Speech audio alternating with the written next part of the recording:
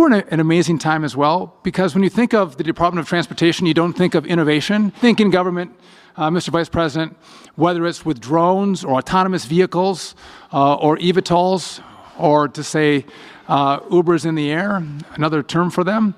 But we are in a race to beat the rest of the world, and to make sure we have rules in place that are going to make America the best home for this innovation is critical. We are going to work on that at the Department of Transportation.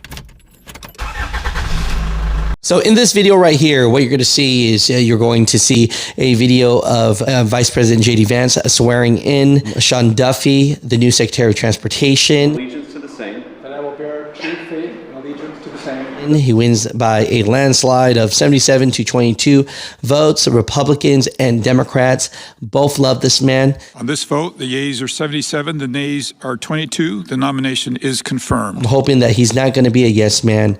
People ask what are his thoughts about autonomous vehicles, and he thinks it's a national security, and he doesn't want China to beat us to this technology. And so I'm sorry to say it, but I really think that he's going to push and look into self-driving trucks even more. It's going to get interesting here.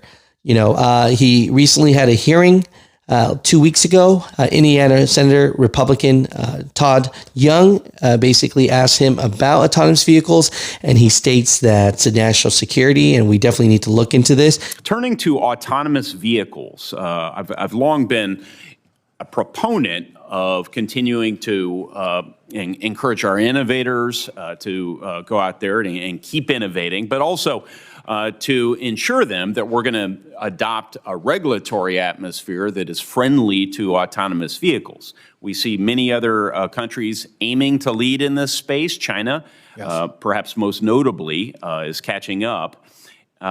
And we'll soon be surpassed if we don't adopt pro-AV policies. I see here a real opportunity for improvement by the Trump administration over the outgoing administration. So what are your thoughts generally on AVs, and what opportunities do you see, Congressman Duffy, at DOT for AV policy? I appreciate the question, and I think you make an incredibly important point, which is this is not just a wonderful technology that has a potential of making our roads safer, but this is a national security issue. We can't fall behind China or other countries as it comes to AV technology. Right now, we have a patchwork of laws from state to state. I believe there has to be a federal law by which all of these innovators can abide by, no matter if they're in Texas or in California or somewhere else. Yeah. And again, I'll always make sure that safety is key. But after safety, we want to give a wide runway for these companies and innovators to create products that are going to bring us this new technology that, again, can revolutionize the way we get items, how we travel, whether you're taking an Uber or it can be remarkable and exciting. And then when he got sworn in today, he brings up autonomous vehicles once again. If I could take a moment, we are going to usher in the golden age of transportation. We're going to work on efficiency, making sure our infrastructure actually works for the American people, for the American family, making sure that you can get to and from work, innovative spaces. I think in government, Mr. Vice President, whether it's with drones or autonomous vehicles or eVTOLs, or to say Ubers in the air, another term for them. And so I'm not saying this man is pro autonomous vehicles, but I am saying that it's one of those things where he's going to definitely look into this technology because he doesn't want China and other countries to beat us in this race, I guess. You know, even when I look at the AVIA, the Autonomous Vehicle Industry Association, they're excited that Sean Duffy is coming in. You know, they said here, quote, the Autonomous Vehicle Industry Association congratulates Sean Duffy on his confirmation as Secretary of Transportation.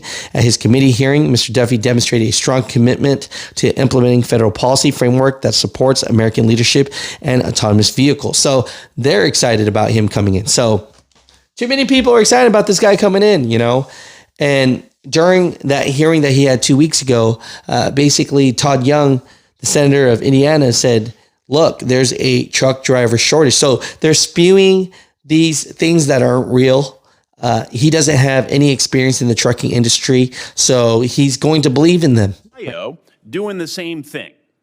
even if those states authorize it. So why is that? Why is that? Well, let's just say charitably there are vested interests that really don't want us to solve the driver shortage problem. If people tell him that there's a trucker shortage, he's probably going to believe it. But the thing that I'm hoping for is that he uses his common sense and he does put safety first, because Todd Young, the senator, brought up a bill to pass to let 18-year-olds drive interstate. And instead of just saying yes to it and making a commitment on it, he said he'll relook at that and relook at the safety of that, right? For people that don't know, interstate, yes, stay in your state. Interstate, you can go out of state. Now, here's the problem. Indiana is very small. So that's why Todd Young wants to push this. But overall, Mutha truckers, don't think this guy's going to come in and he's going to change the game overnight for anybody. He doesn't have experience in the transportation as far as the trucking world. And he's going to rely a lot on the people that he thinks knows what they're talking about, which we all agree that they do not know anything about trucking. And so we're hoping, this is what I'm hoping for at the end of the day, right? When the FMCSA is asking for public comments, for example, speed limiters, and everybody and their mama in the trucking industry says, no, they don't want speed limiters, then guess what? I'm hoping a guy like Sean Duffy's going to look at that and go, well, the people have spoken, the public has spoken, and they don't believe that there should be speed limiters. Instead of doing what the FMCSA and all this crap has been doing, which is we're going to ask you for this public commenting section, and 98% of you said that you do not want speed limiters. You know what? We're deciding on doing speed limiters, right? And so that's where I'm hoping he's going to use a lot of his common sense. But I wish the best for this guy. The only problem that I have is I worry that people with different ideologies on both sides, Republicans and Democrats, and the Autonomous Vehicle Industry Association, all are very excited that this man is here. And so, if you're a yes man and you're a person that is not going to use your brain and whatever people tell you, you're just going to believe it, that can be concerning. So Mutha truckers, comment down below. I'm hoping for the best. I'm hoping that he does some good things for trucking, but he's not bringing up trucking a lot. I don't hear him bringing up trucking specifically, right? I'm not saying he hasn't done some things for the trucking industry, but that's not things he's talking about when he has the stage to talk about it. So Mutha truckers, comment down below.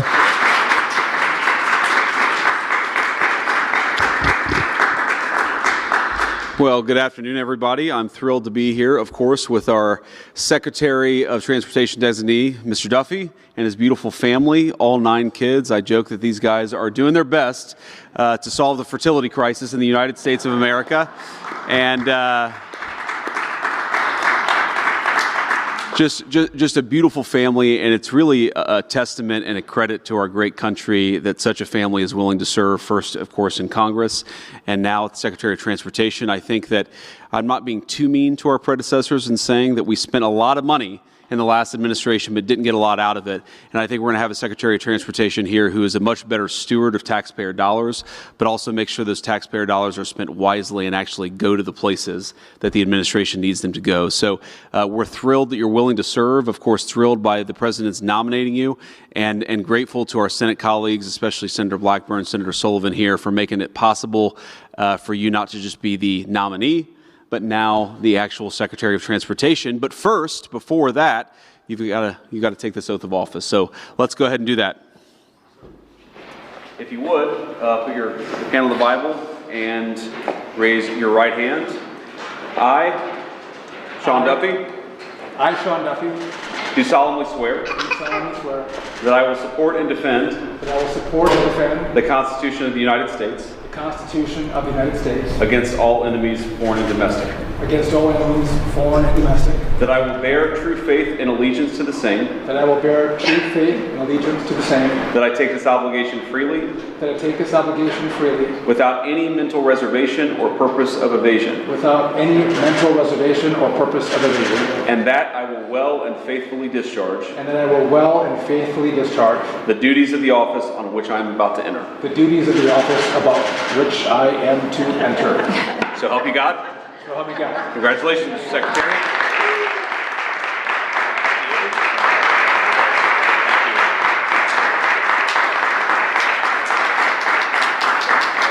Well, Mr. Vice President, thank you for taking the time to swear us in today. I'm so appreciative of that. I want to take a moment and thank probably the greatest president we've had in our lifetime, but maybe the greatest president ever, Donald J. Trump, for giving me this amazing opportunity to serve as a secretary in this administration in the Department of Transportation. I am very grateful for his trust. I want to thank my wife, Rachel, who has been with me for 25 years. How she's lasted so long, I'm not quite sure, but I'm grateful for that. And our 9 kids, 7 of them are with us today, so thank you to them. The senators who are here, Sullivan and Blackburn, your support, I'm so grateful to and for the committee and their support and help as we've gone through the process. Thank you for that. And to my Sherpa team, who has been so helpful in getting us through the process. Everyone says it's a hard process, and you don't really know how hard it is until you actually go through it personally. But just if I could take a moment, we are going to usher in the golden age of transportation. We're going to work on efficiency, making sure our infrastructure actually works for the American people, for the American family, making sure that you can get to and from work, back to your family in a timely fashion. We're going to work on congestion, work on an airspace that is more efficient, getting people to fly in airplanes and not wait in terminals is our mission. But I think we're in an amazing time as well, because when you think of the Department of Transportation, you don't think of innovation, and we are in one of the most innovative spaces, I think, in government, Mr. Vice President, whether it's with drones or autonomous vehicles or eVTOLs, or to say Ubers in the air, another term for them. But we are in a race to beat the rest of the world. And to make sure we have rules in place that are going to make America the best home for this innovation is critical. We are going to work on that at the Department of Transportation. 47,000 employees strong. I guess that's not going to grow at all with the new executive order, but it's a great team, and I look forward to working with them. And again, I'm honored that you did this today, Mr. Vice President. I'm honored for the President and his trust that he's placed in me. And with that, let's get to work. Thank you.